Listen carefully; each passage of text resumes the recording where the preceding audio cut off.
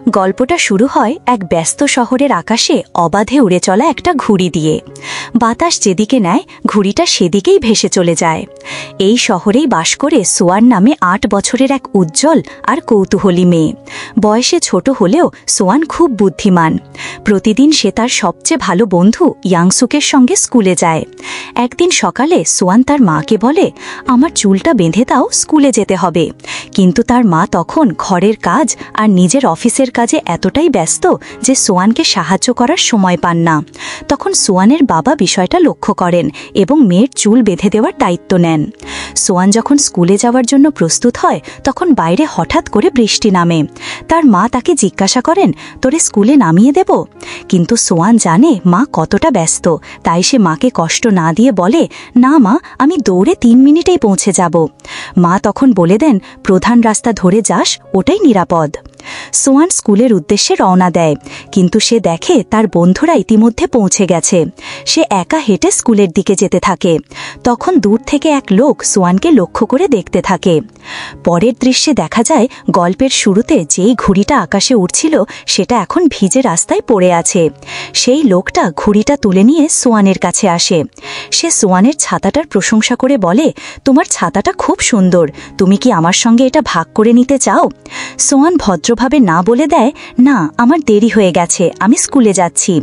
এরপর সে ঘুরে দেখে স্কুল একটু দূরে, কিন্তু প্রবল বৃষ্টির কারণে স্কুলের বাইরের চারপাশ ফাঁকা।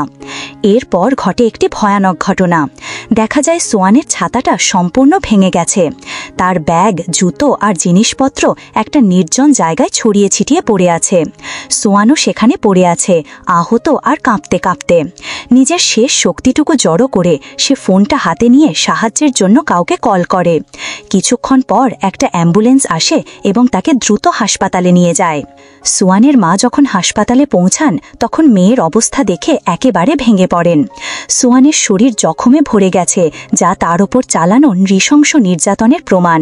সেই লোকটা শুধু আক্রমণ করেনি, বরং তাকে মারতে মারতে মৃত্যুর মুখে ঠেলে দিয়েছিল। তবুও কোনো অলৌকিক কারণে সোয়ান এখনও বেঁচে আছে। ডাক্তাররা তার বাবা মাকে জানান মেয়েটিকে বাঁচাতে জরুরি অস্ত্রোপচার করতে হবে। অস্ত্রোপচারের পর ডাক্তাররা জানান কি কি ক্ষতি হয়েছে। সোয়ানকে বাঁচাতে হলে তার অন্ত্র আর মলদ্বারের বেশ বড় অংশ কেটে ফেলতে হয়েছে এবং সেখানে একটি কৃত্রিম মলদ্বার বসাতে হয়েছে। এখন থেকে তার বর্জ্য অপসারণের জন্য একটি অস্টমি ব্যাগ ব্যবহার করতে হবে। চিকিৎসকরা জানান সোয়ানকে তার বাকি জীবন এই অবস্থাতেই কাটাতে হবে। এই মর্মান্তিক ঘটনাটা তার বাবা মায়ের ওপর এক বিশাল বোঝা হয়ে নামে। তারা শোক আর ভবিষ্যতের অনিশ্চয়তার সঙ্গে লড়াই করতে থাকেন। অবশেষে সোয়ান যখন জ্ঞান ফিরে পায় তখন তার বাবা তাড়াতাড়ি তার পাশে চলে আসেন। সোয়ান বাবার দিকে তাকিয়ে জিজ্ঞাসা করে, তুমি আজ অফিসে যাওনি? মেয়ের মুখে এই প্রশ্ন শুনে বাবা অপরাধ বোধে ভরে যান। মনে হয় তিনি যেন মেয়ের পাশে থাকাটা ব্যর্থ হয়ে গেছেন। সোয়ান দুর্বর কণ্ঠে বলেন, যে লোকটা আমাকে আঘাত করেছিল তাকে ধরতে হবে। সে অনেকগুলো পকেটওয়ালা প্যান্ট পরেছিল। তখন তার বাবা তাকে বিশ্রাম নিতে বলেন, কিন্তু সোয়ান বলে, আমার ঘুম পাচ্ছে খুব, কিন্তু ভয় হচ্ছে যদি ঘুমিয়ে পড়ি তাহলে যা হয়েছে সব ভুলে যাব। তার মনের গভীরে সে শুধু চায় যেভাবেই হোক সেই লোকটিকে ধরা হোক। মাত্র ৮ বছর বয়স হলেও সোয়ানের উপলব্ধি আর মানসিক শক্তি তার বয়স ছাড়িয়ে গেছে। কয়েক মুহূর্ত পর সে ঘুমিয়ে পড়ে। তার বাবা তখন নিজেকে সামলাতে না পেরে কান্না চেপে রাখার চেষ্টা করতে করতে চুপচাপ হাসপাতালের ঘর থেকে বেরিয়ে আসেন। সোয়ানের কেবিনের বাইরে তার বাবা মাকে জানানো হয় যে পুলিশ অবশেষে সেই লোকটিকে শনাক্ত করতে পেরেছে যিনি তাদের মেয়ের ওপর এমন নিষ্ঠুর কাজ করেছিল। খবরটা শুনে সোয়ানের বাবা সঙ্গে সঙ্গে থানায় ছুটে যান যেন দ্রুত কিছু পদক্ষেপ নিতে পারেন। কিন্তু পুলিশ অফিসার তাকে জানান লোকটিকে গ্রেফতার করার জন্য এখনও যথেষ্ট প্রমাণ নেই এবং তাদের সামনে এগোতে হলে সোয়ানের সরাসরি বিবৃতি দরকার। সোয়ানের বাবা ঘটনাটা তার স্ত্রীর সঙ্গে ভাগ করে নেন, কিন্তু তখনই তার মা খুব রেগে যান। তিনি চান না যে তাদের মেয়ে আবার সেই ভয়ানক স্মৃতি মনে করে নতুন করে মানসিক আঘাত পাক। এই নিয়ে স্বামী স্ত্রীর মধ্যে তীব্র তর্ক শুরু হয়। পরিষ্কার বোঝা যায় দুজনেই মানসিকভাবে ভেঙে পড়েছেন এবং যে দুঃস্বপ্ন তাদের মেয়েকে ঘিরে রেখেছে তা মোকাবেলা করতে গিয়ে নিজেকে হারিয়ে ফেলছেন। এই অস্থিরতার মধ্যেই এক পুলিশ অফিসার সোয়ানের বাবার কাছে এসে বলেন, আপনার মেয়ের সব খেলনা বাড়ি থেকে এনে দিন, বিশেষ করে যেগুলো ওর প্রিয়। এই অনুরোধে তিনি একটু অবাক হন। অফিসার ব্যাখ্যা করে বলেন, সোয়ানের সঙ্গে যিনি মনোরোগ বিশেষজ্ঞ হিসেবে কাজ করছেন তিনি এসব খেলনার কথা বলেছেন। বাবার কিছু না বুঝলেও মেয়ের জন্য যে কোনো কিছু করতে রাজি হয়ে তিনি বাড়িতে ফিরে যান। সেখানে তিনি সোয়ানের সবচেয়ে প্রিয় খেলনা কোকং নামে একটি পুতুল খুঁজে পান এবং তা সাবধানে নিয়ে আবার হাসপাতালে ফিরে আসেন। মনে মনে আশা করেন এটা মেয়েকে কিছুটা হলেও সাহায্য করবে। হাসপাতালে এক মহিলা মনোরোগ বিশেষজ্ঞ সোয়ানের চিকিৎসা শুরু করেন। তিনি প্রথমে খেলাধুলার মাধ্যমে সোয়ানের সঙ্গে বন্ধুত্ব তৈরি করার চেষ্টা করেন। কোকং পুতুলটা সোয়ানের হাতে দেওয়ার পর মেয়েটির মুখে এক চিলতে হাসি ফুটে ওঠে। ধীরে ধীরে সোয়ানের মন একটু শান্ত হতে থাকে। যখন সে কিছুটা স্বস্তি বোধ করে তখন মনোরোগ বিশেষজ্ঞ আলতো করে তাকে প্রশ্ন করতে শুরু করেন। পুলিশ অফিসাররা পুরো সেশনটি রেকর্ড করেন। এরপর মনোরোগ বিশেষজ্ঞ সোয়ানকে বিভিন্ন মানুষের ছবি দেখান। যখন সে সেই লোকটার ছবি দেখে যে তাকে এত কষ্ট দিয়েছিল, তখনই সে চোখ বন্ধ করে ফেলে। স্পষ্ট বোঝা যায় সে তাকে চিনে ফেলেছে। এরপর তাকে আরও কিছু ছোট ছবির দল দেখানো হয় এবং বলা হয়, যাকে চিনেছে তাকেই দেখিয়ে দাও। কাঁপা হাতে অনেক কষ্টে সোয়ান তার আঙুল তুলে সেই দানবের দিকেই ইশারা করে যে তার জীবনটা ভেঙে দিয়েছিল। এই ইঙ্গিত পাওয়ার পর পুলিশ অবশেষে দায়ী লোকটিকে গ্রেফতার করার জন্য পর্যাপ্ত প্রমাণ হাতে পায়। যাওয়ার আগে মনোরোগ বিশেষজ্ঞ সোয়ানের বাবার সঙ্গে কথা বলেন। তিনি ব্যাখ্যা করে বলেন, সোয়ানের শরীরের পাশাপাশি তার মানসিক সুস্থতার জন্য সময়, সহানুভূতি আর পরিবারকে পাশে থাকা খুবই জরুরি। তিনি বাবার হাতে নিজের ভিজিটিং কার্ড দেন এবং বলেন, আপনারা চাইলে যে কোনো সময় যোগাযোগ করতে পারেন, আমরা পাশে থাকব। কিন্তু এই কথা শুনে সোয়ানের মা খুব রেগে যান। হতাশা আর অভিমানে তিনি সেই কার্ডটা কেড়ে নিয়ে মনোরোগ বিশেষজ্ঞের হাতে ফেরত দেন এবং বলেন যে তারা কোনো সাহায্য নিতে চান না।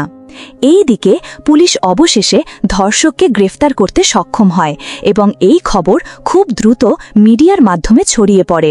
সাংবাদিকরা হাসপাতালে ভিড় করতে শুরু করে। যখন সোয়ানের বাবা খবরটি শুনতে পান তখন তিনি চিন্তিত হয়ে পড়েন যে মিডিয়ার এই উন্মাদনা মেয়ের ক্ষতি করে ফেলতে পারে। তিনি দ্রুত হাসপাতালে ছুটে আসেন মেয়েকে রক্ষা করার দৃঢ় প্রতিজ্ঞা নিয়ে। হাসপাতালের কর্মীরা তখন সোয়ানকে অন্য এক ঘরে নিয়ে যাওয়ার প্রস্তুতি নিচ্ছিলেন, কিন্তু সাংবাদিকরাও পিছনে ছুটে আসে। অবস্থা খারাপ হতে দেখে সোয়ানের বাবা মেয়েকে কোলে তুলে নিয়ে হাসপাতালের এক নির্জন ওপরের ঘরে চলে যান। এদিকে সোয়ান আতঙ্কে কাঁপতে থাকে। সে কান্না ভেজা চোখে বাবার দিকে তাকিয়ে জিজ্ঞাসা করে, বাবা, আমি কি কিছু ভুল করেছি? তার বাবা তাকে আলতো করে জড়িয়ে ধরে বলেন, তুই কিছুই ভুল করনি, আর তাকে শান্ত করার চেষ্টা করেন। এই মুহূর্তেই হঠাৎ করে সোয়ানের বর্জ্য সংগ্রহের ব্যাগটা ফেটে যায় এবং বিছানার চারপাশে নোংরা ছড়িয়ে পড়ে। বাবা তাড়াতাড়ি পরিষ্কার করতে এগিয়ে যান এবং নতুন ব্যাগ লাগাতে কাপড় খুলে দেন। কিন্তু তখনই সোয়ান হঠাৎ ভয়াবহ মানসিক ধাক্কা খায়। সেই দিনের ঘটনার স্মৃতি আবার চোখের সামনে ভেসে ওঠে। সে চিৎকার করতে শুরু করে, ভয় আর আতঙ্কে পুরোপুরি ভেঙে পড়ে। প্রথমে তার বাবা কিছুই বুঝতে পারেন না, কিন্তু ধীরে ধীরে যখন সবটা উপলব্ধি করেন তখন কান্না চেপে রাখতে না পেরে পিছিয়ে যান। তার হৃদয় ভেঙে যায়, কারণ তিনি বুঝে যান সেই দানব শুধু শরীরের ক্ষতি করেনি, মেয়ের মনের গভীরে এমন এক ক্ষত রেখে গেছে যা কোনো ওষুধে সারবে না। সন্ধ্যায় যখন সোয়ানের বাবা আবার তার কেবিনে আসেন তখন তাকে দেখে সোয়ান দ্রুত একটা চাদর দিয়ে নিজের শরীর ঢেকে ফেলে। মেয়ের এই আচরণ দেখে তিনি থমকে যান, কিন্তু ধীরে ধীরে কাছে গিয়ে বলেন, তোর মা একটু অসুস্থ, তাই কিছু সময়ের জন্য তোকে দেখতে পারবে না, আর খুব শীঘ্রই তোর একটা ছোট ভাই হবে। সোয়ান কিছু না বলে চুপ করে থাকে, কোনো উত্তর দেয় না। তখন তার বাবা বুঝতে পারেন যে সকালে যা ঘটেছিল সেটাও সোয়ানকে ভয় পাইয়ে দিয়েছে। এই ভাবনায় তার হৃদয় ভেঙে যায়, কিন্তু তিনি নিজের কষ্টটা লুকিয়ে রাখার চেষ্টা করেন।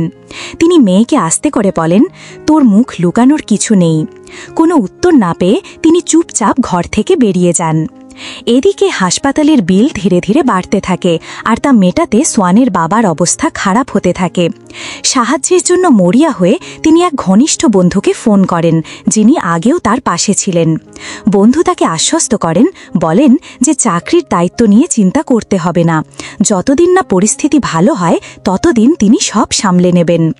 কয়েকদিন পর সোয়ানকে আক্রমণ করা লোকটির আদালতে শুনানি শুরু হয়। তাকে জিজ্ঞাসাবাদ করলে সে সমস্ত অভিযোগ অস্বীকার করে। সে বলে সে একটি নির্মাণ স্থলে কাজ করে এবং ঘটনার রাতে সে সেখানে পুরো রাত কাজ করেছে। সকালবেলা সে নেশাগ্রস্ত অবস্থায় ঘুমিয়ে পড়ে, তাই কি ঘটেছে সে কিছুই জানে না, এমনই দাবি করে সে। কিন্তু পুলিশ তার বিরুদ্ধে জোরালো প্রমাণ আদালতে উপস্থাপন করে। তারা জানায় সোয়ানের পোশাকে রক্তের দাগ পাওয়া গেছে এবং ঘটনাস্থলের মাটির নমুনা তার জুতার মাটির সঙ্গে মিলে গেছে। তখন সেই লোকটি দাবি করে তার জুতা চুরি হয়ে গিয়েছিল এবং অদ্ভুতভাবে পুলিশ তাকে গ্রেফতার করার আগেই সেই জুতা তার বাড়ির বাইরে পাওয়া যায়। সে দাবি করে পুলিশই তাকে ফাঁসিয়েছে। আদালতের ভেতরে উপস্থিত ছিলেন সোয়ানের বাবার সেই বন্ধু। লোকটার মুখে এসব মিথ্যে কথা শুনে তিনি খুব রেগে যান। রাগ সামলাতে না পেরে তিনি নিজের জুতা খুলে লোকটার দিকে ছুঁড়ে মারেন আর চিৎকার করে বলেন, তোমার নিজেরই মানুষ বলা উচিত না, লজ্জা হওয়া দরকার। পুলিশ হস্তক্ষেপ করলে আদালতে বিশৃঙ্খলা শুরু হয়ে যায়।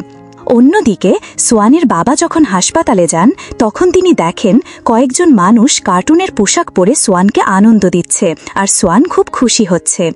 আসলে ওই মানুষগুলো ছিলেন তার স্ত্রী, তার বন্ধু আর হাসপাতালের একজন নার্স।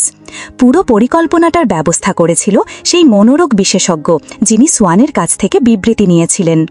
পরে সোয়ানের মা আবার সেই মনোরোগ বিশেষজ্ঞের সঙ্গে যোগাযোগ করেছিলেন আর পোশাকগুলো তিনিই ভাড়া করেছিলেন। পরে সোয়ানের বাবা যখন পোশাকের দোকানে ভাড়া দিতে যান তখন জিজ্ঞাসা করেন, একদিনের জন্য এই পোশাকের ভাড়া কত? দোকানদার বলেন $200। কিন্তু সোয়ানের বাবার কাছে এত টাকা ছিল না। তিনি জিজ্ঞাসা করেন, আমি কি কিস্তিতে টাকা দিতে পারবো? এই কথা শুনে দোকানদার বুঝে যান তার আর্থিক অবস্থা ভালো না। তিনি সহানুভূতির সঙ্গে বলেন, ঠিক আছে, তুমি কোকোমঙের একটা পোশাক নিয়ে যাও, কাজ শেষ হলে ফেরত দিও, টাকা লাগবে না। এরপর সোয়ানের বাবা কোকোমঙের পোশাক পরে তার ঘরে প্রবেশ করেন। সোয়ান তাকে দেখে আনন্দে চিৎকার করে ওঠে। সে দৌড়ে এসে কোকোমঙকে জড়িয়ে ধরে আর তার মুখ আনন্দে ঝলমাল করে ওঠে। পরদিন সকালে সেই মহিলা মনোরোগ বিশেষজ্ঞ এসে সোয়ানের সঙ্গে সময় কাটান। আলাপচারিতার মাঝখানে তিনি বলেন, তোমার গ্রীষ্মের ছুটি তো শেষ হতে চলেছে, স্কুলের নতুন ক্লাস শুরুর সময় এসে গেছে, তুমি কি আবার স্কুলে যেতে চাও? সোয়ান সরাসরি না বলে দেয়। সে ভাবে স্কুলে গেলে সবাই জেনে যাবে কি ঘটেছে। সেই ভাবনায় সে খুব লজ্জা পায় আর সবার মুখোমুখি হতে ভয় পায়। মনোরোগ বিশেষজ্ঞ জিজ্ঞাসা করেন, তুমি এখানে কেমন অনুভব করো? সোয়ান ধীরে ধীরে মুখ খুলে বলে, আমি অপরাধী মনে করি নিজেকে। মা বাবা অফিসে যেতে পারছে না আমার জন্য। আমি জানি হাসপাতালে অনেক বিল জমছে। আমি চাই না আমার জন্য তারা এত কষ্ট পাক। সোয়ান স্বীকার করে যে সে স্কুলকে অনেক মিস করছে, যদিও তার মনে ভয় রয়েছে সে হয়তো আর কোনোদিন স্কুলে ফিরতে পারবে না। 2 দিন পর সোয়ানকে হাসপাতাল থেকে ছেড়ে দেওয়া হয়। তার মা আর বাবা তাকে নিতে আসেন, কিন্তু সোয়ান এখনও তার বাবার দিকে তাকাতে এড়িয়ে চলে। গাড়িতে ওঠার সময় সোয়ানের বাবা তাদের মাঝখানে একটি পর্দা লাগিয়ে দেন, যেন সোয়ানের ভয় কিছুটা কমে। গাড়ি যখন ঘটনাস্থলের পাশ দিয়ে যাচ্ছিল তখন সোয়ানের শরীর আবার খারাপ হতে শুরু করে। তার অস্বস্তি বুঝে সোয়ানের বাবা তৎক্ষণাৎ গাড়ির গতি বাড়িয়ে দেন, যেন তারা দ্রুত ঘটনাস্থলের পাশ দিয়ে বেরিয়ে যেতে পারেন এবং সোয়ানকে আর বিরক্ত হতে না হয়। যখন তারা বাড়িতে পৌঁছায় সোয়ান গাড়ি থেকে নেমেই বমি করতে শুরু করে, কিন্তু ঠিক তখনই সোয়ান আর তার মা এমন কিছু লক্ষ্য করে যা মুহূর্তটিকে একটু আলাদা করে তোলে। তাদের দোকানের দেওয়ালে সোয়ানের বন্ধুরা অনেক মিষ্টি আর উৎসাহব্যঞ্জক বার্তা লিখে রেখে গেছে। সেই আন্তরিক বার্তাগুলো দেখে সোয়ানের মুখে আনন্দের ঝিলিক ছড়িয়ে পড়ে। পরের দিন সকালে সোয়ানের সবচেয়ে ঘনিষ্ঠ বন্ধু ইয়ংতুক তার বাবার সঙ্গে দেখা করতে আসে। অপরাধবোধে ভুগে সে কাঁদতে কাঁদতে বলে, যদি সে সেদিন সোয়ানের সঙ্গে স্কুলে যেত তাহলে হয়তো এই ভয়ানক ঘটনা ঘটত না। সে অঝরে কাঁদতে থাকে। সোয়ানের বাবা তাকে ধীরে ধীরে সান্ত্বনা দেন, বোঝান যে এটা তার কোনো দোষ নয় এবং তাকে এমন দোষের বোঝা বইতে হবে না। এরপর সোয়ানের বন্ধুরা তাকে প্রচুর শুভেচ্ছা কার্ড পাঠায়, যা তার মধ্যে আবার স্কুলে ফেরার সাহস যোগায়। পরের দিন সকালে সোয়ান তার মাসির সঙ্গে স্কুলে যায়, কিন্তু স্কুলে গিয়ে সে তার অষ্টমী ব্যাগের জন্য অস্বস্তি অনুভব করতে থাকে। সে ভাবতে থাকে যদি বন্ধুরা এই ব্যাগ নিয়ে কিছু জিজ্ঞাসা করে তখন সে কি বলবে, কারণ তার কাছে ঠিকমতো ব্যাখ্যা করার মতো কিছু নেই। উপরন্তু সে লক্ষ্য করে যে বন্ধুরা তার দিকে একটু অদ্ভুতভাবে তাকাচ্ছে, যা তাকে আরও অস্বস্তিকর করে তোলে। ঠিক তখনই যখন সোয়ান খুব চাপে পড়ে যাচ্ছে, তার বাবা হঠাৎ কোকোমং পোশাক পরে স্কুলে চলে আসেন। বাবার উপস্থিতি সোয়ানকে ভীষণ উৎসাহিত করে এবং নতুন আত্মবিশ্বাস এনে দেয়।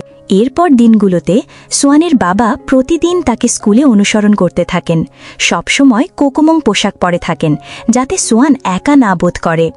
তিনি স্কুলের অধ্যক্ষের সাথেও কথা বলেন এবং অনুরোধ করেন যেন সোয়ানকে পুরুষ শিক্ষকদের কাছ থেকে একটু দূরে রাখা হয়, যাতে সে মানসিকভাবে স্বস্তি পায়।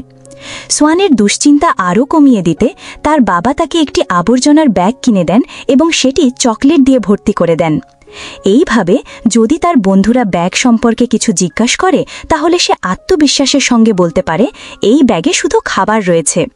সোয়ানের বাবা নিশ্চিত করেন যাতে সোয়ান কখনো বিব্রত বা অপ্রস্তুত না হয়।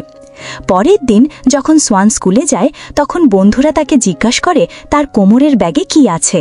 সোয়ান আত্মবিশ্বাসের সঙ্গে উত্তর দেয়, ভিতরে চকলেট আছে। সে কিছু চকলেট বের করে তার বন্ধুদের সাথে ভাগ করে ইয়াংসুকের সঙ্গে স্কুলে যাওয়ার আগে। পুরো যাত্রা জুড়ে সোয়ানের বাবা, যিনি এখনও কোকোমং পোশাক পরে আছেন, তাকে হাসিয়ে আর উৎসাহ দিয়ে বলতে থাকেন যে তার বন্ধু তার সঙ্গে আছে।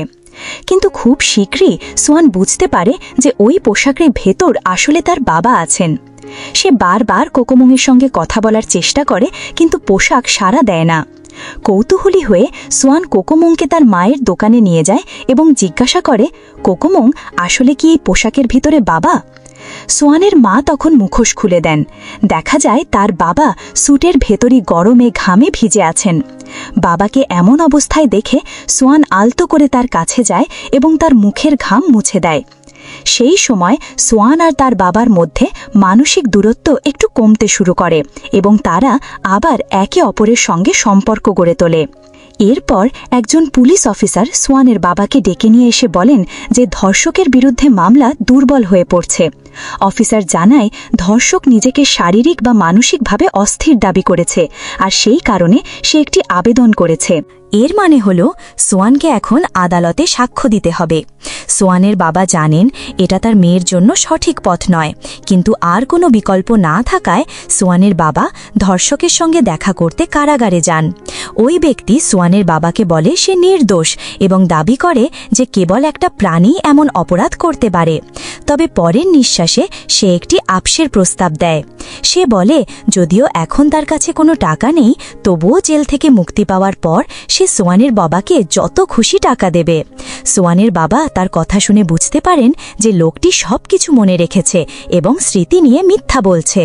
তখন ধর্ষক সোয়ানের বাবাকে হুমকি দিতে শুরু করে, বলে যে শীঘ্রই জেল থেকে বের হয়ে এসে তার অপরাধ আবার করবে।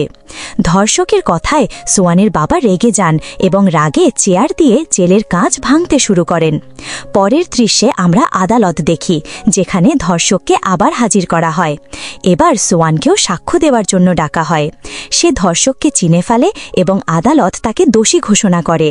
তবে জঘন্য অপরাধ সত্ত্বেও ধর্ষককে মাত্র 12 বছরের কারাদণ্ড দেওয়া হয়। এই সিদ্ধান্ত আদালত কক্ষে উপস্থিত সকলকে ক্ষুব্ধ করে তোলে এবং সোয়ানের বাবা ক্রোধে ধর্ষককে হত্যা করার জন্য এগিয়ে যান। কিন্তু যখন সে ধর্ষকের কাছে যেতে শুরু করে তখন সোয়ান এগিয়ে এসে তার বাবাকে ধরে বাড়ি ফিরে যাওয়ার জন্য অনুরোধ করে। তার বাবা আবেগে আপ্লুত হয়ে থেমে যান এবং তার মেয়েকে শক্ত করে জড়িয়ে ধরেন। কয়েক মাস পরে আমরা দেখতে পাই সোয়ানের মা একটি সন্তানের জন্ম দিয়েছেন এবং সোয়ানের এখন একটি ভাই আছে। তাকে দেখে তিনি খুব খুশি এবং সবকিছু স্বাভাবিক অবস্থায় ফিরে আসছে বলে মনে হচ্ছে। তবে দৃশ্যত বাস্তবতা ভিন্ন। সোয়ান প্রায় ক্লাস শেষ হওয়ার আগেই স্কুল ছেড়ে চলে যায়, কারণ সে এখনও সেই মর্মান্তিক ঘটনাটি ভুলতে পারেনি। তা সত্ত্বেও তার ভাইয়ের আগমন তাকে নতুন করে আশার আলো এবং বেঁচে থাকার কারণ জুগিয়েছে। এই গল্পটি কিছু ব্যক্তির গভীর যন্ত্রণার কথা তুলে ধরে, এমন একটি যন্ত্রণা যা তাদের সারা জীবন ধরে মনে থাকে।